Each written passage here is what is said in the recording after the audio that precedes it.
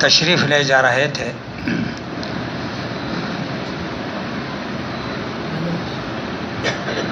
تو کنارے پر ایک پتھر رو رہا تھا، چیخ رہا تھا.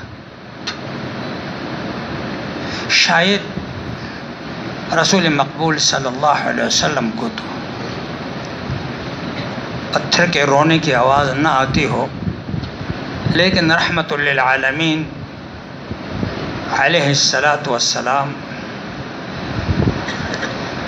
جس کے لیے ساری دنیا حاضر ہوتی تھی، انہوں نے پتھر سے پوچھا کیا رونے کا سبب کیا ہے، کیوں چیخ رہی ہو؟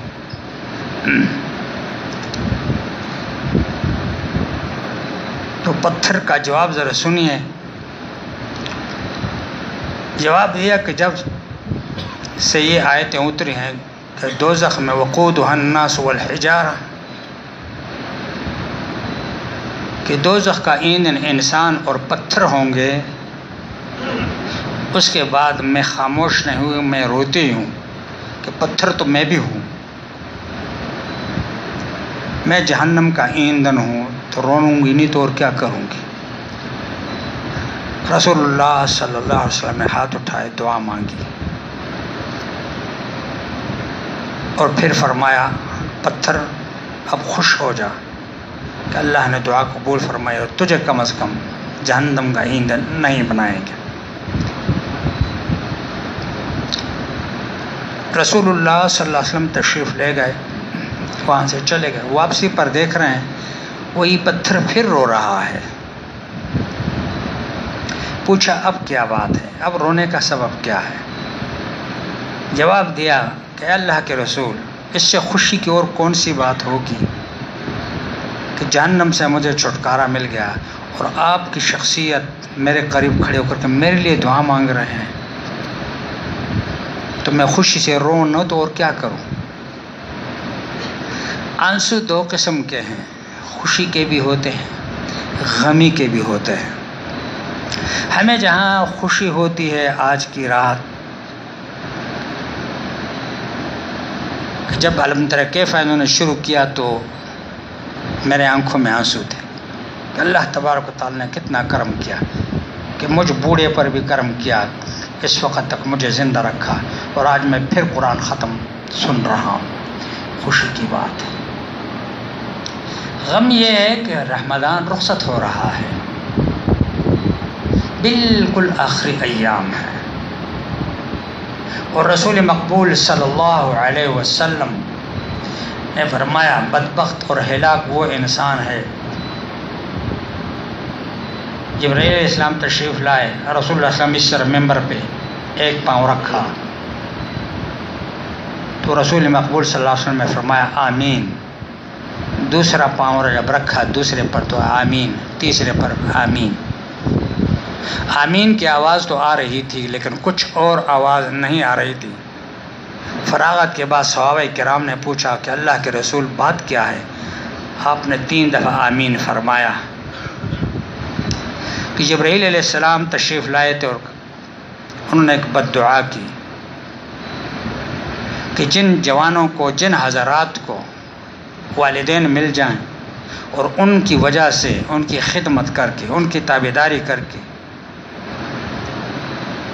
اپنے آپ کو جنت کا مستحق نہ بنائے.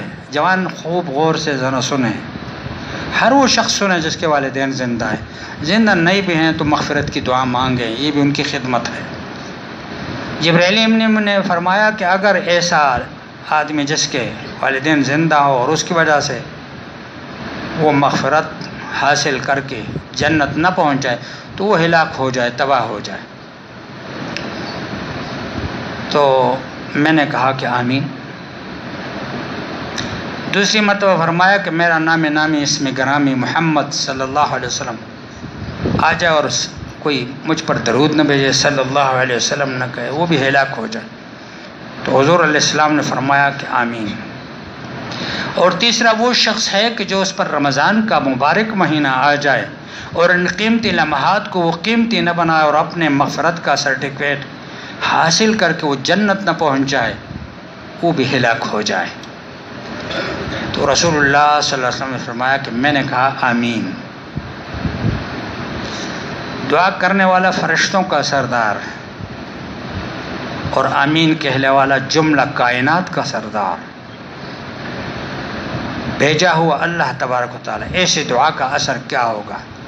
کیا بدبخت نہیں ہے وہ انسان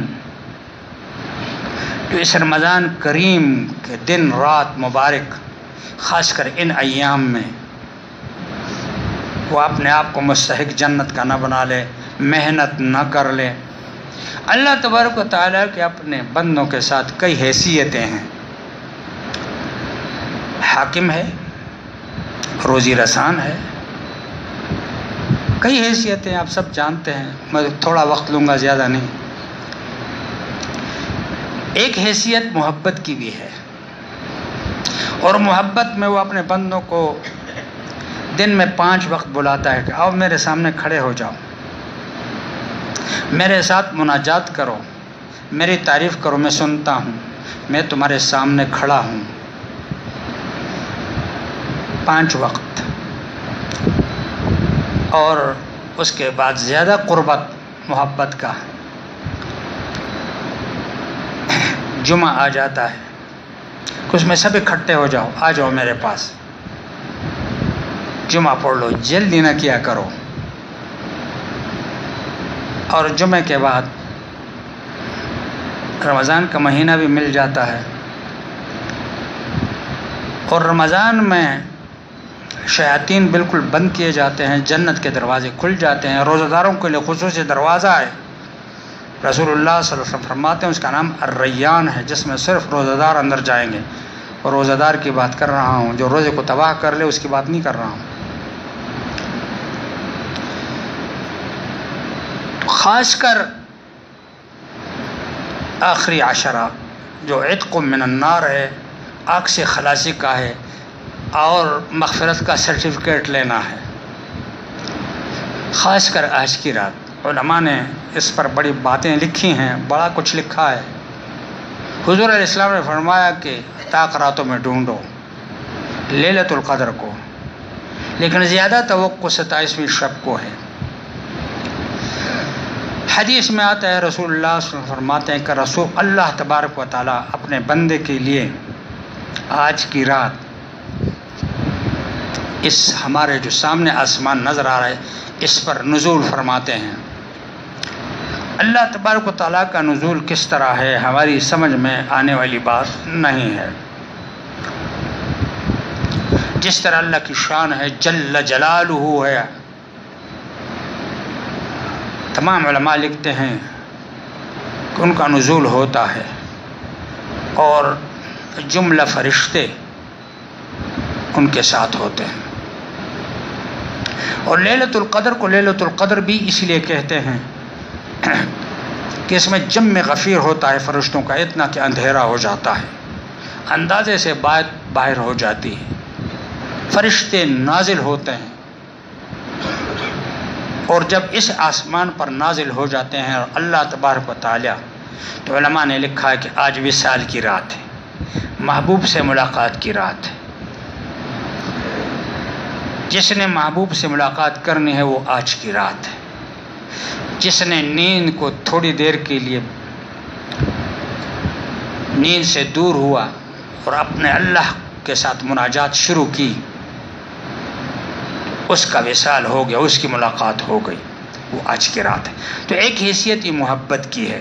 محبت کے لیے ایک کسوٹی بھی رکھی ہے کہ میں آپ کے ساتھ محبت کرتا ہوں، آپ میرے ساتھ محبت کرتے ہیں۔ دنیا میں کوئی ایسا نہیں ہے جس کے دل میں اللہ کی محبت نہ ہو۔ مسلمان تو خیر ہے ہی۔ ایک دہریے کا مقابلہ ہوا، مقابلہ تو نہیں، بات چیت ہوئی امام اعظم امام ابو حنیفہ رحمہ اللہ سے، تو امام اعظم نے ایک ہی بات اس کو کہی کہ کبھی سمندر کا سفر ہوا ہے کہ جی ہوا ہے، صحیح سلامت نکلے، صحیح سلامت نکلا ہے۔ خدا نہ خواستہ اگر آپ کشتی میں بیٹھے ہیں اور کشتی طوفان میں ٹکڑے ٹکڑے ہو گئے، ایک تختہ آپ کے پاس آیا اور اس تختے پر آپ تیر رہے ہیں، اتنے میں وہ تختہ بھی ہاتھ سے چھوٹ گیا، اب موجوں کے سپرد ہیں آپ۔ اس وقت آپ کے دل میں چھٹکارے کے لیے کوئی تصور آتا ہے کہ کون مجھے چھڑائے گا؟ کہتے ہاں تصور آتا ہے، کہتے وہی اللہ ہے۔ دیکھ رہے ہیں آپ، آتا ہے کہ نہیں آتا؟ جب ایسا موقع ہونا تو دل میں ایک چٹکی سی ایک چیز نکلتی ہے، وہی اللہ ہے، کیونکہ اس کے اللہ کے علاوہ تو کوئی پہنچ نہیں سکتا۔ کہتے تم دہریے ہو لیکن دیکھو تمہارے دل میں اللہ موجود ہے، تو کوئی ایسا نہیں ہے جس کی محبت۔ تو اللہ تعالیٰ بھی فرماتا ہے کہ آپ کی محبت کی مجھے قدر ہے، میں بھی آیا ہوں۔ اب آج کی رات ایک آواز آتی ہے اوپر سے جو حدیث میں ذکر ہے، ایک مانگنے والے مجھ سے کیا مانگتے ہیں؟ آج سرٹیفکیٹ مانگتا ہے مجھ سے مغفرت کی، میں دے دیتا ہوں آپ کو۔ آپ کو کیا چاہیے؟ مانگو آج۔ آئندہ یہ رات جب آئے گی شاید ہم ہوں گے نہیں ہوں گے، اس رات کو قیمتی بناؤ۔ یہ اللہ تبارک و تعالیٰ نے خصوصی اس کو وصال کی رات کہا ہے علماء کرام نے کہ آج اللہ سے ملاقات کرنی ہے تو آج کر لو۔ ہمارے پیر ذوالفقار صاحب ہیں، اللہ تعالیٰ ان کو حیات رکھے، بڑا کام کرتے ہیں، پوری دنیا میں گھومتے ہیں۔ انہوں نے ایک عجیب واقعہ لکھا ہے، ان کی 1-2 کتابیں 3 میرے پاس ہیں، کبھی کبھی اس کا مطالعہ کر لیتا ہوں، روحانیت ہوتی ہے اس میں۔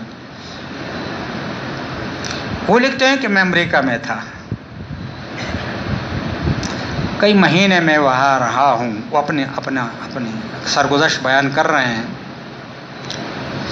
تو مجھے میرے معتقدین نے، میرے مریدین نے کہا کہ فلاں جگہ جملہ مذاہب کے جو سربراہ ہوتے ہیں، مطلب پنڈت ہے ہندوؤں کا، پوپ ہے کرسچن کا، اسی طرح عیسائی اس کا، یہودیوں کا، تب کے سب اکٹھے ہوتے ہیں، ان کا ایک میٹنگ ہوتی ہے اور ہر ایک اپنے مذہب کے بارے میں بیان کرتا ہے۔ تو آپ بھی چلی جائیے۔ تو وہ سب انگریز ٹائپ لوگ اور میں مولوی صاحب تو مجھے مجبور کیا۔ یہ مولوی عام مولوی نہیں ہے، یہ انجینئر ہے، اچھی انگریزی بولتا ہے۔ کہنے لگا میں چلا گیا تو ان کے پوپ وغیرہ کے لیے میرے لیے بھی ایک کرسی رکھی گئی، میں بھی اس کرسی پر بیٹھ گیا۔ ایک میٹنگ میں نے ان سے کہا کہ بھائی ایک کام کرتے ہیں، اللہ سے مانگتا رہا پروردگار، یہ جملہ مذاہب کے رئیسہ بیٹھے ہیں، کوئی پنڈت ہے، کوئی پوپ ہے، کوئی کیا ہے، مجھے نام نہیں آتا، مجھے بھی آپ نے یہاں بھیج دیا۔ میرے دل میں، میرے ذہن میں کوئی ایسی بات لیا، اسلام تو اونچا ہے لیکن میں ناقابل ہوں کہ اس کو اونچائی کو پیش کر سکوں۔ ہمارے تبلیغی جماعت والے کس قدر بہترین کام کرتے ہیں، جب باہر نکل جاتے ہیں دعا مانگتے ہیں کہ اللہ ہم جاتے ہیں فلاں کو نصیحت کریں گے، اس کے دل میں ڈالنے والا تو ہے۔ یہ بہت بڑا ہتھیار ہے، اس کو کوئی ہتھیار نہیں سمجھتا، یہ سب سے بڑا ہتھیار ہے۔ تو کہنے لگا کہ میرے دل میں اللہ نے بات ڈال دی۔ جب میں کرسی پہ بیٹھ کے میں نے کہا بھائی سنو، میں ایک تجویز پیش کرتا ہوں۔ کیا تجویز ہے جی؟ بولیں۔ تجویز یہ ہے کہ آئندہ جو میٹنگ ہوگی اس میں ہر ایک مذہب کا سربراہ اپنی کتاب ساتھ لے آئے، اپنے دین کی کتاب، اور میں بھی لاؤں گا۔ اگلی میٹنگ میں سب اپنی اپنی کتاب لائے، میں بھی قرآن شریف کو لے گیا مترجم۔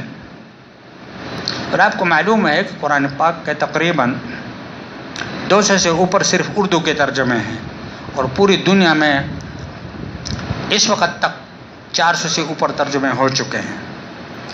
3-4 ترجموں کا تو مجھے پتا ہے جو انگریزی میں ہو چکے ہیں، اور شاید میرے پاس ان کے نسخے بھی ہوں گے۔ تو کہنے لگا کہ آپ نے یہ تجویز پیش کی ہے تو پہلے آپ ہی سنائیں،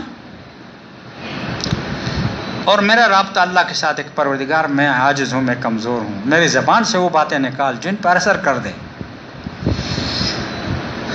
کہنے لگا میں نے الحمدللہ وللضالین تک بڑے انداز سے پڑھ لیا، شوق سے پڑھ لیا، کہ اس سے بہتر موقع دوسرا نہیں، اور اس کا انگریزی میں ترجمہ، اس کے ساتھ جو مجھ سے جتنا ہو سکتا تھا تشریح بھی میں نے کر لی، تیاری میں کر چکا تھا۔ اب جب میں نے کر لیا تو میں دیکھ رہا تھا ان کے چہروں میں تبدیلیاں آ رہی ہیں۔ پھر وہ کرسچن کا نمبر تھا، اس نے بائبل نکالا، تو انگریزی میں پڑھ رہا ہے. میں نے کہا بھائی پوائنٹ آف آرڈر میرا اعتراض ہے. آبجیکشن، جس طرح کہتے ہیں آبجیکشن بھائی کیا آبجیکشن ہے کہ یہ بتائیے کہ عیسیٰ علیہ السلام پر انجیل کس زبان میں اترا تھا. اب ظاہر ہے وہ لاجواب ہو گئے. عیسیٰ علیہ السلام پر بعض کہتے ہیں عبرانی، بعض اور کوئی دوسری زبان تھی، لیکن کم از کم انگریزی نہیں تھی. اور عیسیٰ علیہ السلام کی انجیل کا ترجمہ بھی ان کے کئی عرصہ کے بعد ہوا ہے، وہ بھی ان کے اقوال کو جمع کیا ہے. اصلی انجیل کا پتہ نہیں ہے کہ وہ کہاں ہے، اور جس کا جتنا ہوا ہے وہ بھی تحریف شدہ ہے. اب جب ان کو اور یہودیوں کو اور دیگر سب کو کہا تو سب لاجواب ہو گئے. فرماتے ہیں کہ میں وہاں سے نکل گیا، خوش تھا میں کہ الحمدللہ. راستے میں ایک عورت جوان مجھے ملی، مجھے وہ پوچھتی ہے آر یو مسلم؟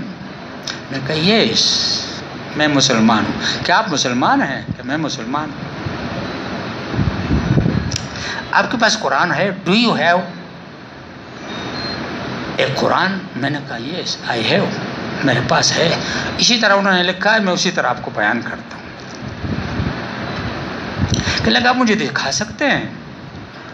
میں نے بزرگوں کے پاس جو ہمارے اکابرین ہوتے ہیں ان کے پاس قرآن رکھا. قرآن کے بغیر رہ نہیں سکتے. چھوٹا مصحف ان کے پاس، میں نے نکال کے دے دیا. اس نے اٹھایا اور رونے لگی. اس کو چومتی ہے، پھر دیکھتی ہے، پھر چومتی ہے، پھر دیکھتی ہے. میں بڑا پریشان. کافی دیر ہوئے. میں نے کہا آپ میرا مصحف واپس کر دیں. بات کیا ہے؟ کہنے لگے میں مسلمان ہوں. کہنے لگی میں مسلمان ہوں. آج میں جوانی سے بڑھاپے کی طرف جا رہی ہوں، پہلی مرتبہ قرآن دیکھ رہی ہوں. میں نے اس سے پہلے نہیں دیکھا. میں آپ سے پوچھتا ہوں کہ اللہ کا شکر ادا نہیں کرتے؟ مساجد بڑے پڑے ہیں، گھروں میں ہیں، دکانوں میں ہیں، لائبریریوں میں قرآن پڑھے ہیں، لیکن ہم کسی نعمت مل جائے تو اس کی قدر نہیں کرتے، اور جب چھن جائے تو پھر کہتے اوہ وہ چلا گیا. ابھی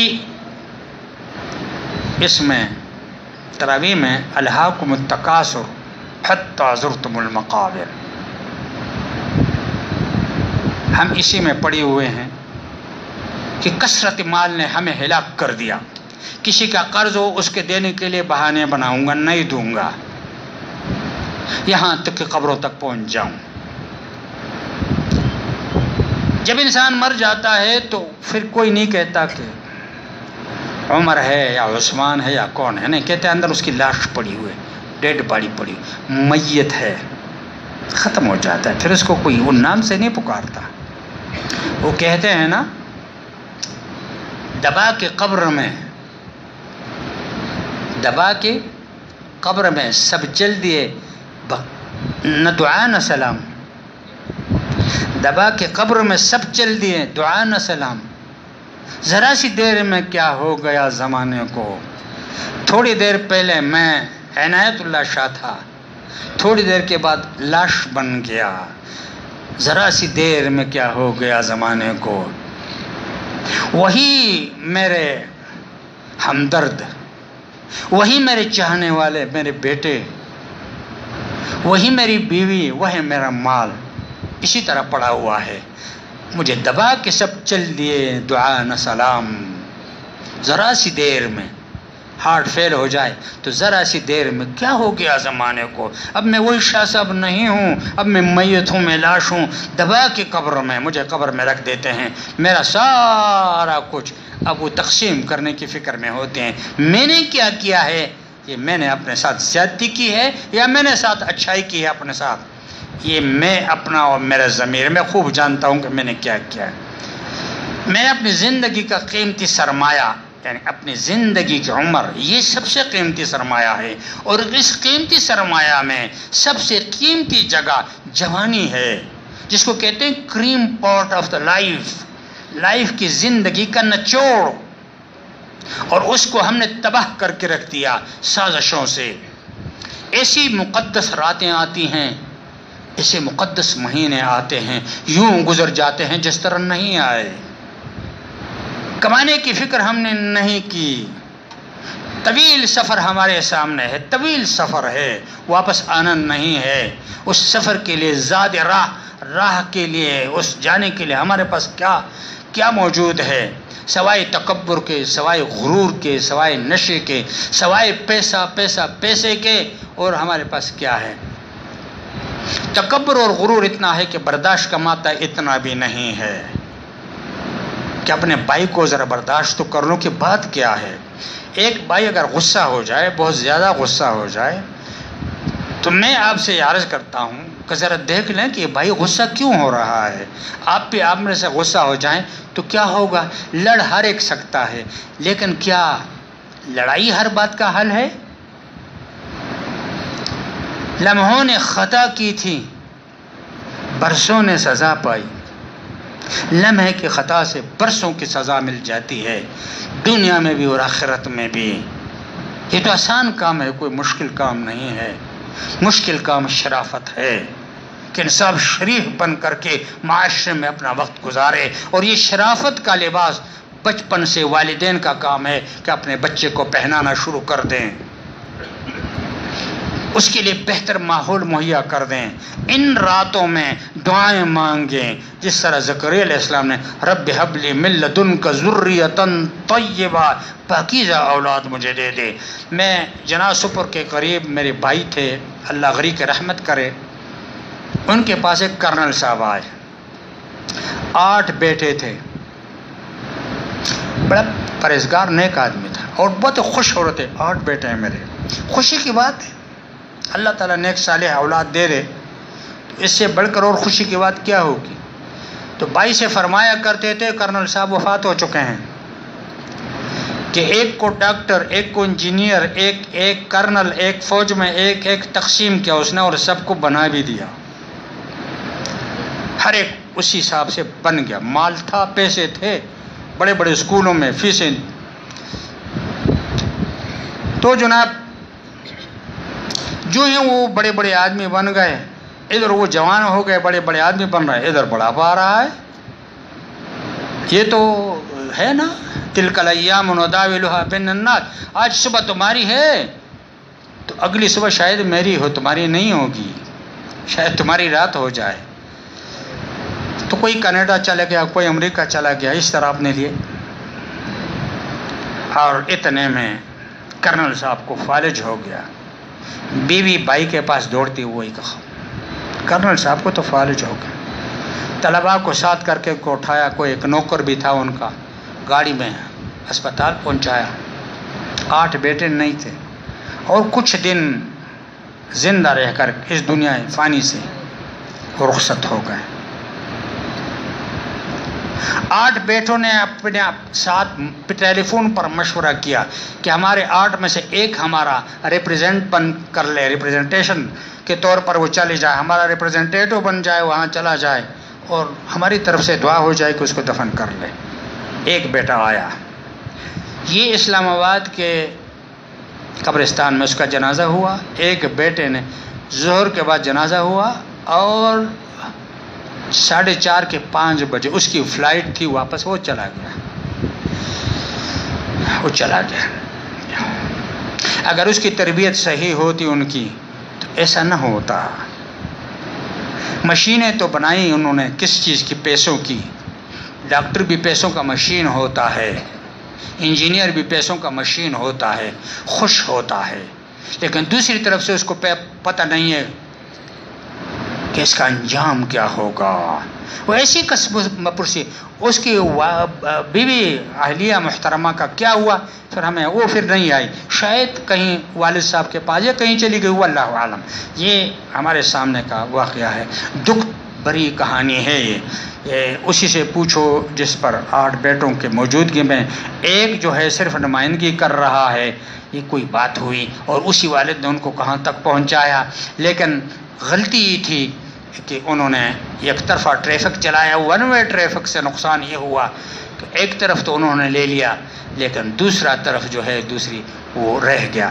تو ہم ایک طرف سے ہمیں خوش ہونا چاہیے، لیکن دوسری طرف سے ہمیں غمزدہ بھی ہونا چاہیے کہ رمضان کا مہینہ اللہ نے ہمیں پھر نصیب کیا، یہ خوشی کی بات ہے۔ لیکن شاید اللہ تبارک و تعالیٰ سے ہم دعا مانگتے ہیں کہ ہمارے ساتھ رحم کا معاملہ فرمائے. ہمارے اعمال مجھے جو اندازہ لگ رہا ہے آج مجھے بہت دکھ ہوا ہے بار بار ذکر نہیں کر سکتا. سب کو پتہ ہے کہ اگر ہم صبح بھی درس دیں عصر کے بعد بھی درس دیں ہمارے تبلیغی بھائی بھی لگے رہے ہیں فائدہ کچھ نہ ہو تبدیلی کچھ نہ آئے.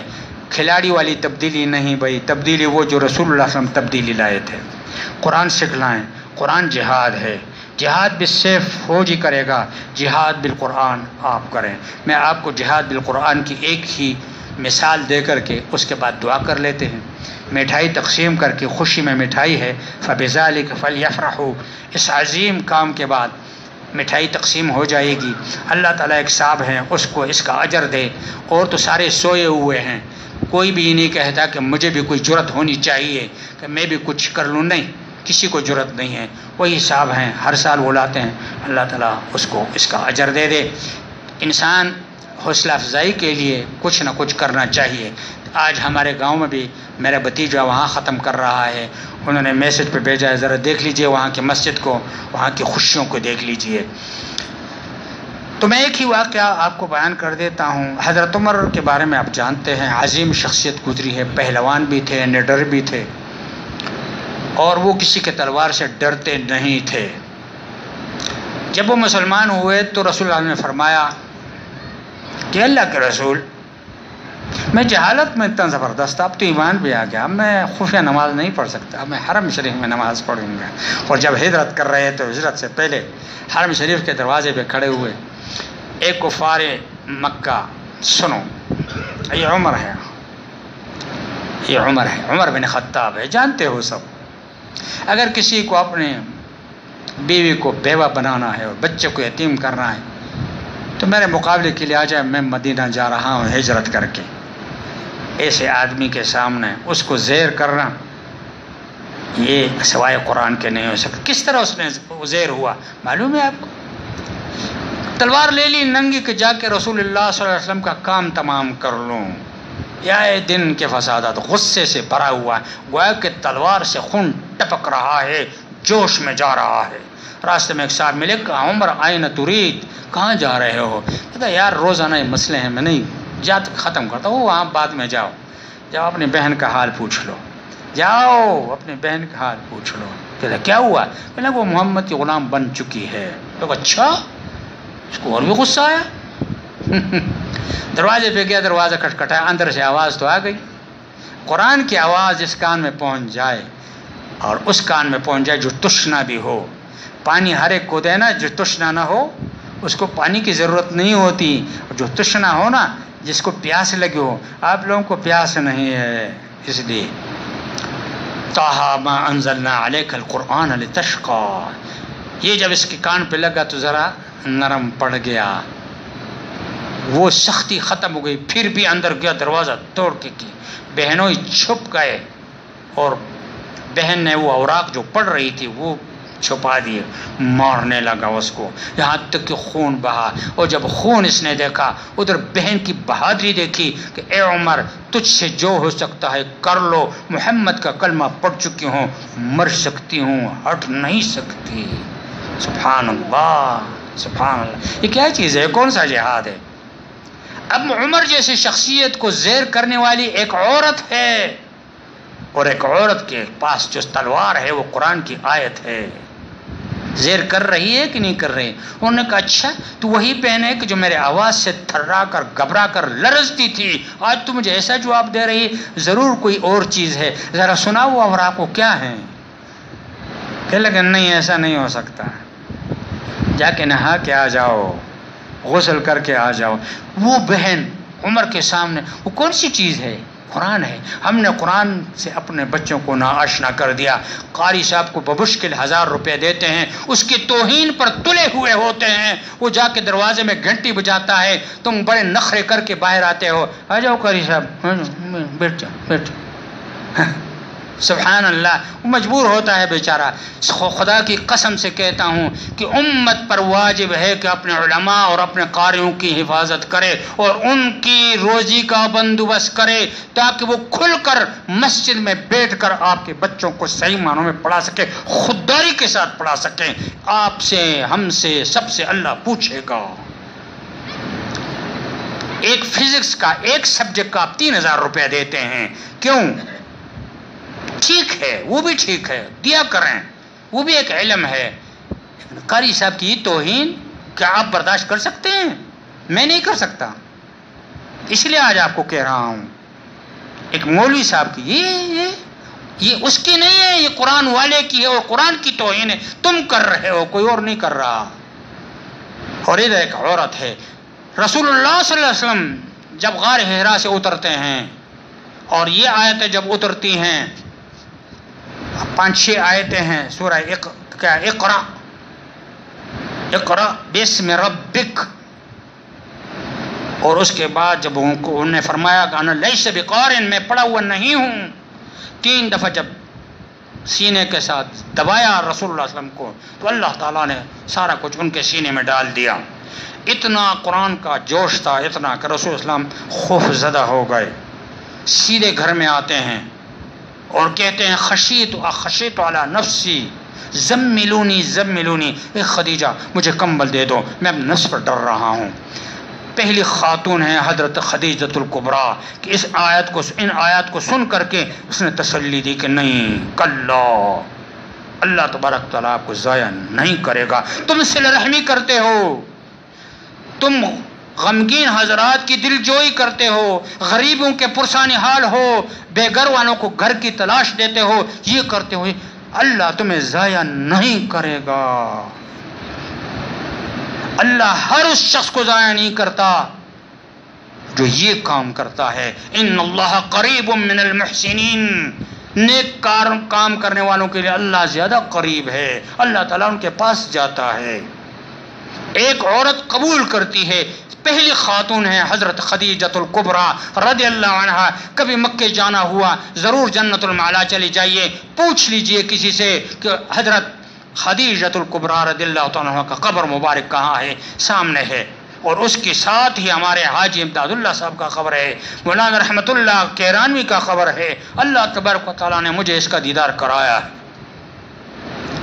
تو خوش قسمتی اور کس چیز کا نام ہے کہ اللہ تبارک و تعالیٰ ہمیں یہ رات بھی دیتا ہے، رمضان کا مہینہ بھی دیتا ہے، علماء بھی دیے ہیں، درس بھی ہو رہا ہے، تدریس بھی ہو رہی ہے، تبلیغ جماعت۔ میں پھر بھی اپنا اس طرح نشے پہ چھڑا ہوا ہوں، نہ مسجد دیکھتا ہوں نہ غیر مسجد دیکھتا ہوں، نہیں، غلط۔ اس لیے آج کی رات خصوصاً میرے بھائیوں، جب واپس جائیں اپنے گھروں میں تو دوبارہ وضو کر لیں، تھوڑی دیر آرام کر لیں، چائے وہ پی لیں، قرآن کے لیے بیٹھ جائیں، قرآن کی تلاوت کریں اور مانگیں اللہ سے، اللہ مجھے یہ دے دے۔ لوگ ناراض ہوتے ہیں مانگنے سے، اللہ خوش ہوتا ہے۔ نہ مانگو گے تو اللہ ناراض ہوگا۔ ادعونی استجب لکم، مجھ سے مانگو میں تمہاری دعا قبول کروں گا۔ قبولیت کی مختلف نشانیاں ہوتی ہیں، یہ نہیں ہوتا کہ جو تم نے مانگا۔ بچہ چھری مانگتا ہے، کائے کے لیے مانگتا ہے کہ کھیلوں، اس کو یہ پتہ نہیں ہے کہ چھری میرے ہلاکت کا سبب بھی بنتی ہے۔ والد چھری نہیں دیتا لیکن اس کی دعا کو، اس کے مانگنے کو مسترد بھی نہیں کرتا، کوئی اور ٹافی دے دیتا اس کو کہ بچہ روئے نا۔ چھری اس کے حق میں نہیں ہے۔ ہم جو مانگتے ہیں بعض اوقات وہ ہمارے حق میں نہیں ہوتا، چھری کی طرح ہمیں اس کے بدلے ٹافی کی طرح کوئی اور چیز اللہ دے دیتا ہے، کوئی دعا مسترد نہیں جاتی۔ اس لیے آج کی رات ہے جو رمضان میں بھی ہم سے کوتاہیاں ہوئی ہیں، ظاہر ہے غیبتیں ہم نے کی ہیں، پتہ نہیں کیا کیا ہے۔ آج کی رات مانگے لا الہ الا اللہ، لا الہ الا اللہ، لا الہ الا اللہ، ما لنا رب سوا۔ لا الہ الا اللہ، لا الہ الا اللہ، لا الہ الا اللہ، ما لنا رب سوا۔